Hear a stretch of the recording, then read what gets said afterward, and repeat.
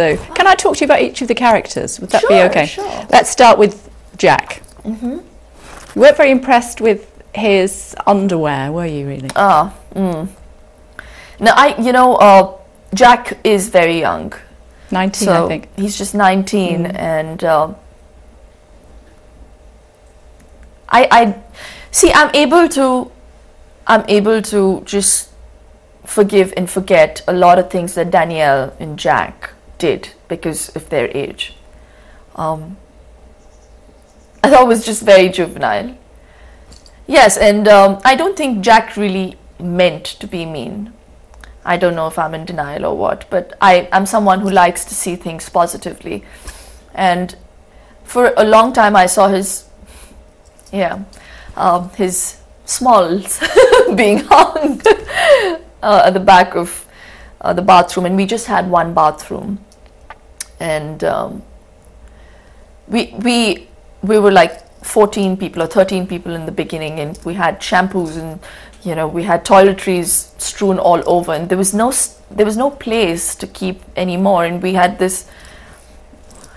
his stuff being hung every day, day in, day out, or being strewn on the floor of the bathroom, which didn't look very nice. So I very politely once picked it up and washed my hands thoroughly after that with antibacterial soap till my skin came off. But so I very politely told him to not do that, and he was like, I think he just said it just to make the situation light. Oh, you really like it, Shilpa? I'll put it under your pillow. And I was like appalled. I was like, no, please.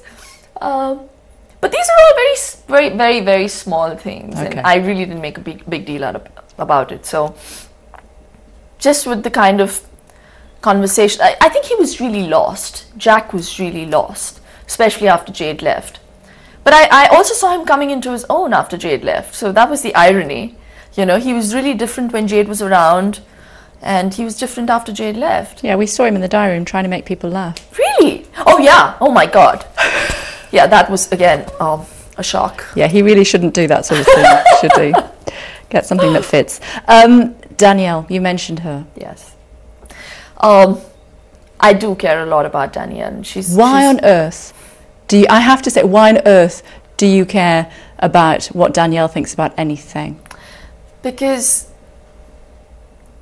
I have spent a lot of time with her, and I know she is good deep down within.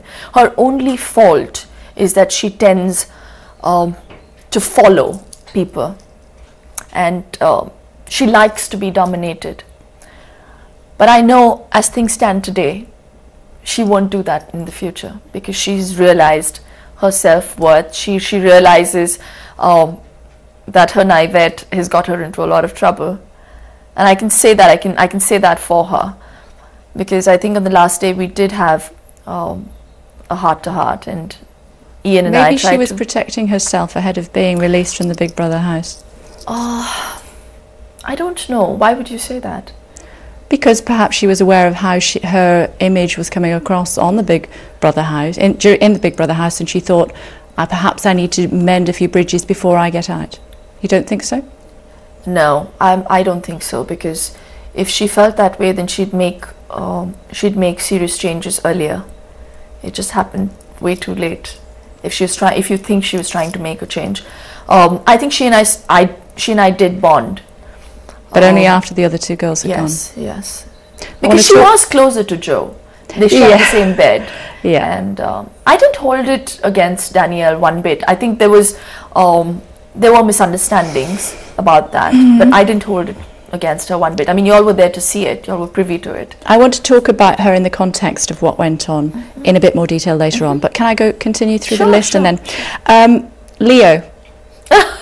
Leo was adorable, truly adorable, and Leo was so hilarious. He never shut up. He just never shut up.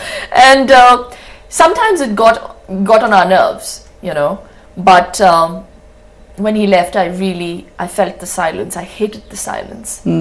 And he had the ability to put a smile on everyone's faces. at the cost of him talking too much and him being annoying. We've got plenty more to go through. Jermaine, you loved him. He's just calmness personified, and if not for him, I don't think I would have lasted that long. Ian? We share a great bond. I even met him after. Oh, good. Yes, and it's really special, and I will continue to know him. You described him as like a brother to you. Yes, I don't have brothers, so he is like a brother, and he was very supportive, and I appreciate that. What about Ken's snoring? I think I said a lot about that in the diary room. You know, that was one of my biggest fears when I got into the Big Brother house. They asked me, what is the one thing that you wouldn't be able to tolerate or live with? And I said snoring. And lo and behold, the first night, it started really loudly. But he's really old, and with due respect to him, he did his best to try and cut it down, and after a point my heart just went out to him when I saw him shoving cotton up his nose. To try and stop the noise. Yeah, and that's okay. Cleo. Oh my God, class personified. And she was really funny. She is really funny. And she would get into these disguises. You know, she'd do these different characters. And she'd do them every time she felt that people were feeling low, or, you know, there was some kind of negative energy in the house. And she never did it for herself. And I wish people saw that. I remember Dirk getting upset with her once. And we all do. Yeah, but I think Dirk had reached his saturation point, and he was so fed up with things that he just snapped. So it wasn't really Cleo's fault. Do you think that Cleo fancied Dirk a bit? Nah. Oh, she did. Really? Yeah. I thought, oh, really? I was so blinded with the whole Dirk fancying me bit that I didn't see anything. How did you feel about Dirk being, I mean, flirtatious, yes, but did he never take it that little bit too far? Not at all. I think it was all done in good humour. And just watch your mic there for us. Oh. Thank you. Sorry. That's okay. You were telling me about Dirk, and you thought it was all in good humour. It was all in good humour, and he never ever crossed the line with me.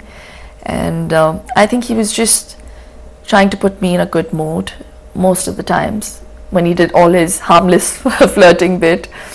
And I did flutter my eyelashes a couple of times, but anyone who knows me knows that I have a great deal of respect for him and for the sacrifices. Did you know who he was beforehand? Of course, we've all seen A-Team, and you're not old enough, Shilpa. No, we used to get these video cassettes. Yes, so he was quite huge, actually. Carol was the first person I bonded with. You gave her the earrings. Yes. Have you told your sister that you've given her the earrings? No, I digressed when she talked about it, but no, it was a token of love, and she was very kind to me, and I think we bonded because she told me how close she was to her mum, and she told me that she had just lost her mother, and yeah, I think we bonded on that level.